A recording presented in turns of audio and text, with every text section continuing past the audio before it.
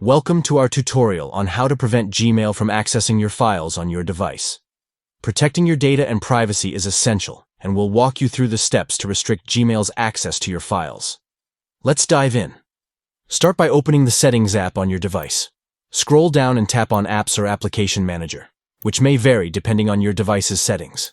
Locate Gmail from the list of apps and select it. Once you've chosen Gmail, tap on Permissions. Within the Permissions section, you'll see the option for Files and Media or Storage. Toggle the switch next to it to prevent Gmail from accessing your files. After disabling access to files, be sure to select Don't Allow to restrict Gmail from interacting with your files and media content. By following these steps, you can ensure that Gmail does not have permission to access your personal files, enhancing your privacy and security while using the email service. Thank you for watching. We hope this guide has been informative in preventing Gmail from accessing your files on your device. Stay tuned for more tutorials and tips on safeguarding your data and privacy in the digital world.